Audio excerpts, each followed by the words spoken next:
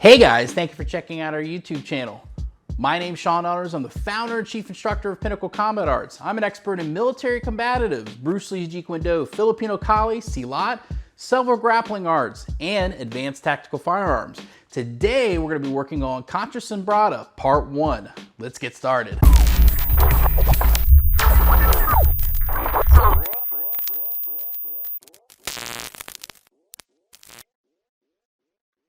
So to start off with single stick, we want to talk about how we hold the weapon, okay? The stick represents anything of equal length. In Filipino Kali, it represents the edged weapon. So it's very important that you understand how to grip the stick based on what region of the Philippines that you live. So the Inosanto Lakas blend, we hold it one fist away, okay? Just like this. And then if you are Piquita Tertia, for instance, you would hold it at the end. So there's different ways to hold the weapon. Most of the time I hold it like this, but sometimes I enjoy holding it like that depending on what kind of techniques we're working on. It also is based on the weight of the sword or stick that you're working on will be how you hold the weapon. Now, one of the reasons why we hold it this way is so we can grab with this when we get into close quarter range, okay? So when we wield the weapon, okay, we wanna make sure we wield it as if it has an edge on here, okay? So wielding it and having your wrist like this is incorrect. You want to have it more at 90 degrees. This is a very important principle when we're talking about single stick. So we're going to start off. What is Contra Sumbrada? Contra Sumbrada means counter for counter. It is simply a way for two people to understand different lines of attack and be able to not only deal with those attacks, but learn new ways of attacking and counter-attacking. Okay, this is a very important principle. So John's gonna come on in. So the first one I'm gonna have you guys do is you're going to practice doing the number 1. So the number 1 angle of attack comes in. I'm gonna come in just like this, okay? And I'm gonna check right here, okay? So what happens is there's two different ways to deal with the number 1.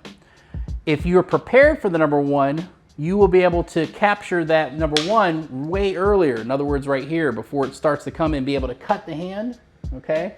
And then slice the hand. Let's go and do it. Let's switch sides, okay? So when you're in this position, what's gonna happen is the number 1 comes in. If I come in, I strike the hand right here, okay? And then, or cut the hand, and then I pass that position, okay? So that's a very important principle to all of this. The other is, if you're late on your doing the roof deflection, okay, you would actually handle it on the weapon itself, okay?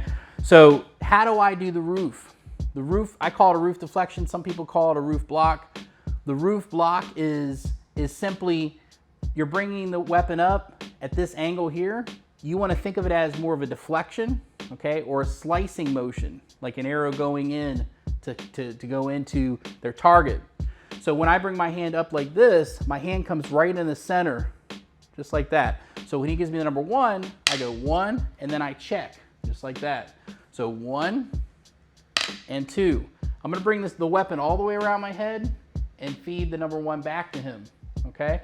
So the first exercise you're gonna do is just what they call 1 for 1. So he gives me a number 1, okay? And then he brings his weapon down and does a roof, and he does the same thing. So we go back and forth. Boom, just like that. So when I do that number 1, watch how on my weapon, it pulls through so that I can come in and do this motion. He's gonna pull his weapon through and do the roof just like that. We go back and forth. He pulls through, and back and forth. We can kind of rock to get out of the way of the weapon, you see? Okay, so that's 1 for 1. That's the first exercise you should do for the Contra Sumbrada. So the next one would be an inside deflection. The inside deflection is where if your weapon happens to be pointing up and they come in at you on a number 1 angle, I'm gonna go across and then I'm gonna check, just like this. So the first thing you should do in the mirror is practice going 1 and 2, then do a 4, like that. 1, 2, and do an angle 4. So just like the roof, I'd go 1, 2, bring it around and do a number 1. This is the first thing you should do in the mirror is hands go like that, then you would do the inside deflection, just like this. So those two are the first basics. So when he feeds me a number 1, I do the inside deflection. My hand's gonna check, and then it pulls through just like that. He's gonna do the same thing. He does the inside deflection. He checks with his hand, and then we would just do it just like that. So we just go back and forth, 1, and then I pull through, and then I feed him. 1, he pulls through, yep. And we just go back and forth just like that. That's the first series. Pulls through, woof, just like that. Woof. Yep. Pull through. Good.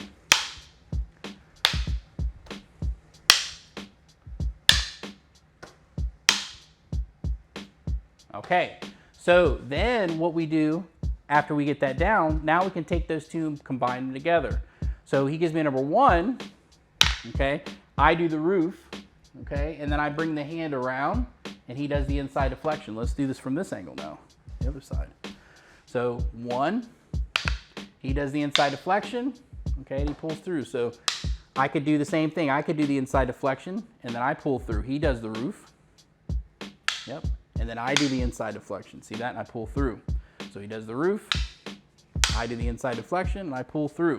Then he can feed me the 1, and then I give him a 1, he does the inside deflection, pulls through. Roof, inside deflection, pulls through. Okay? So those are the first two. Then finally we have the last one that completes the third, what they call the 3-count Contra Sumbrada, which is your first basic one. It's called the drop stick. So when we do the drop stick, I'm gonna go down like this, see?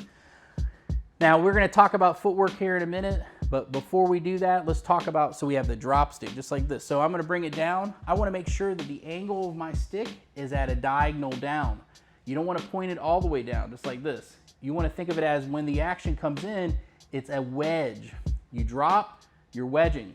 Again, the timing is based on are you able to catch it earlier or are you able to catch it just in time? So what do I mean by that? So when he comes out, he comes in, he gives me a number 4.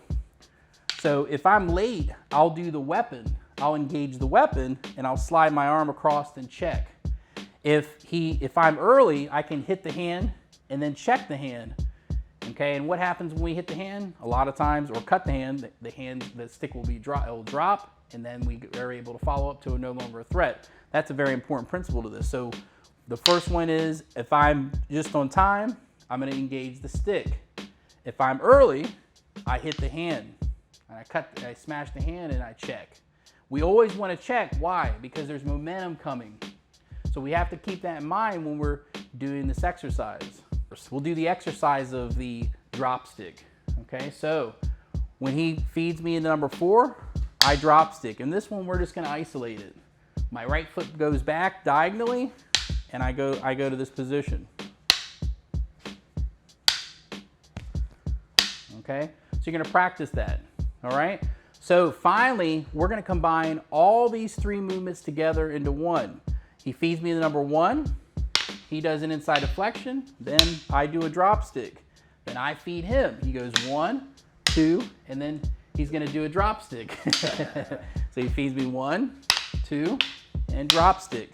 Now we keep going. So we go 1, 2, and 3. 1, 2, and 3. Let's do it slower now. So as I feed him a number 1, he does a roof, okay? Then he feeds me a 1, I do the inside deflection. I feed him a 4, he does a drop stick. Feeds me a 1, and we start the whole thing over again. Inside deflection, drop stick, okay? So one of the things you can do, if you don't always have a partner, you can go through a routine. I'm gonna go through that routine with you right now, okay? So I'm gonna focus over here. So I'm gonna go roof. You could do it again with me on the video. I do a roof, number 1, inside deflection, number 4, roof, number 1, drop stick, number 1, inside deflection, number 4, roof deflection, number 1, drop stick, number 1. So you can play that over and over again. Now I'm gonna explain to you a little bit about the footwork and how you're supposed to do the footwork properly, okay? Okay, we're gonna do what they call the male triangle. So my feet are together, And what's gonna happen is my foot is gonna go back at a diagonal, back and forth, just like this. Now, when you start off as a beginner, you're not gonna, I don't want you to worry about shifting your weight like this. I want you to worry about keeping your feet in one place as if you're ice skating, and your foot steps, and then the other foot steps, back and forth, okay? So now when we do this exercise, I'm gonna go roof, number 1, drop stick. Now notice how my foot comes back. I do a number 1, my right foot goes back, inside deflection, number 4. Roof deflection, number 1. Right when I do the number 1, I'm gonna bring my foot up, and then as I drop stick, my foot goes down. Back to the beginning, 1, 2, 3, roof. Number 1, I bring my foot, I drop stick and my foot goes back. As soon as I do that 1, my foot comes in, inside deflection, foot goes back. Number 4, roof deflection. So I want you to go ahead, you're gonna go ahead and review this and go over it again and again and again, practicing the basic mechanics before you even need to go with a partner, because the basic mechanics are the key to understanding and unlocking the true aspects of how do I handle my body? What do I do with my body first before you even get with a partner? Okay, so again, my partner comes in, he gives me a number 1, I do a roof, inside deflection, drop stick, roof, inside deflection, yep, and back again. Okay, we're both doing the footwork, and what you want to do is you want to think about when the weapon comes in, whatever side the weapon comes in, your foot should be back. Okay, so if he feeds one on the right side, you need to have that foot back on that side consistently. Why? Because we need to engage the weapon. We need to engage the weapon properly, having our shoulder placement so we can engage with our hands. So go ahead and work this. This is part 1 of a 3-part Contra Sumbrada series. Thank you so much for checking out our video today. Like, subscribe, comment down below, hit the bell so you can be notified at new videos that are coming out. Thank you so much for your support. Have an awesome day.